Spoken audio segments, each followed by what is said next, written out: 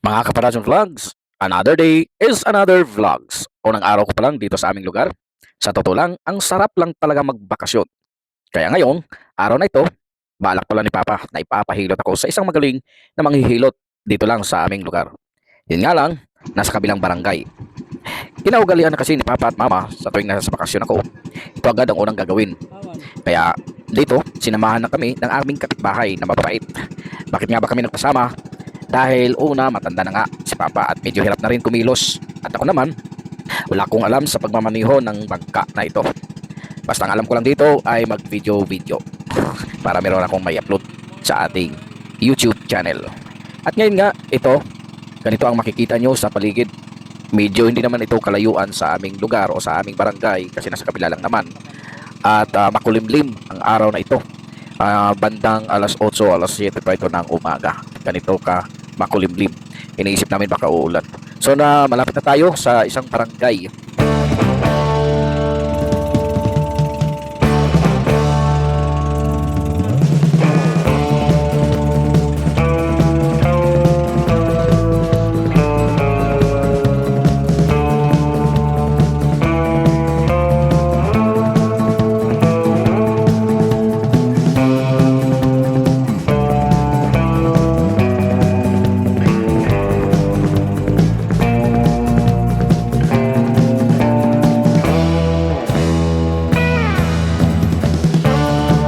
Ito yung barangay Manjagaw. Napakaliit na barangay pero titingnan natin kung anong meron doon sa kanilang barangay. So ito yung kanilang doongan at meron silang pampasahirong bangka kung makikita niyo dyan. At ito yung nangyari sa kanilang pantalan o sa kanilang pier. Medyo nasira nga ito sa bagyo pero hindi pa naayos. At sa wakas, nakarating na rin tayo sa Welcome Barangay Manjagaw or Manjagaw. Ayan, itong Manjagaw guys ay parte ito ng Surigao del Norte. So, nandito na nga tayo. Naglakad-lakad na tayo. Hindi ko rin alam kung sino yung pupuntahan dito na manghihilot. Kasi kinakaugalian na nga ng papa ko at ng mama ko na ipapahilot ako sa tuwing magbabakasyon ako sa kanila. Dahil nga sa ating trabaho at medyo masakit yung ating likod. Ang dami ng nararamdaman. So dito, titingin-tingin ako sa paligid. Napakasimple lang ang kanilang pamumuhay dito. At ito yung kanilang lugar. Tahimik. Talagang walang ingay dito. Kundi yung mga ibon na lang siguro ang nag-iingay dito. So dito, hindi ko pa naman alam kung saang bahay ang pupuntahan namin, pero si tatay alam nila yan. Ay, balak ko munang mag-video-video dito at aakyat. Medyo ano to, mataas-taas to papunta sa taas. Or ilang steps kaya to? Mga nasa 200 kaya steps nito. Parang nakakahingal umakyat. Pero susubukan pa rin natin para makita natin yung anong meron sa taas nitong barangay Mandiagao. Mapuno siya at ang sarap ang simoy ng hangin. At hindi masyado masakit sa balat dahil nga hindi naman mainit. So ito yun. At sinubukan na nga natin umakyat. At habang paakyat ako dito sa hagdanan na ito, sa tingin ko mga nasa 200 steps to. At kayang-kaya lang talaga natin. So tinitingnan ko muna yung mga puno na lakihan at matataas na mga puno. So unti-unti na tayong paakyat. At ito yung kanilang mga stairs. Parang nakakahingal talaga guys. Iwan ko ba.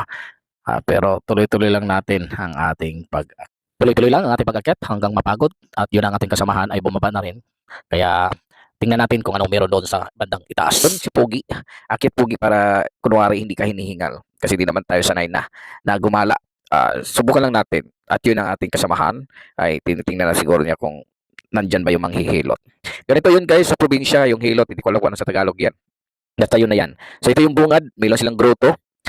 Virgin Mary. Ayan. Waiting shade. At meron silang sa ano Manyaga o Manjagaw at basketball court agad ang ating makikita at mapuno kaya siguro masarap dito tumampay, mahangin at ang sarap lang siguro dito talaga tumambay at tumira no. Sobrang tahimik ang barangay nila. So ito yung ilang kayang pamilya ang meron dito sa barangay Manjagaw. So hindi ko rin naman alam kasi first time ko na nakaapak nitong Manjagaw na to. At may naglabasan na ng mga tao kasi bandang alas 7 na to, alas 8. At ito pala yung balak ko sana dito magpalipad ng drone kaso lang hindi kinaya kasi makulim din. So tuloy-tuloy pa rin tayo. Nagtanong-tanong ako dito kung nasaan yung kanilang simbahan kasi balak ko sana magtiri. Sabi niya ng bandang sa unahan pa raw. So titingin-tingin muna tayo. Maganda rin ang mga bahay dito ha. At mabulaklak. Ganito pala yung kanilang barangay. So, isang daanan lang, tuloy-tuloy hanggang pababa at hinahanap ko nga yung kanilang simbahan at school. Sabi naman ng mga nakausap ko ay nasa bandang unahan pa raw. So, tuloy-tuloy. At ito lang yung nagandahan ko guys na bahay. Panoorin nyo guys ito. Iyan ang gustong-gusto kong bahay, no? Maganda siguro yan kung napinturahan. Wala, nakichismis lang. Ganito lang naman, tinitingnan ko lang naman yung mga nandito sa paligid. At ang unang panganap buhay dito ay coconut or niyogan at isda. Yun lang ang kanilang panghanap buhay dito. Siguro, yung iba nagtatrabaho. Hindi ko alam. Hindi rin ako nakatira dito. Nag-chismis lang. So, hinahanap ko rin dito yung kapitan. Baka malibre ako ng pagkain. Nasaan na yung kapitan dito? Ayan, shout out sa kapitan ng Barangay Manjagaw. Nandito na yung vloggers ni yung vloggers. Ayan, tinuro ako kung saan daw yung banda yung kanilang ah, simbahan. Kasi first time ko talaga, hindi ko pa alam. So, ganito pala kalawak. Pero isang daan lang ang madadaanan natin. At sa paligid, alam niyo na, mapuno. So, iwan ko lang kung sa gabi kung maliwanag. Pero may nakita kong poste, baka maliwanag sa sikat pa ng araw. So yun guys, ay natutuwa ako sa paligid dahil sa sobrang ganda. Gusto ko sana manghingi ng bulaklak.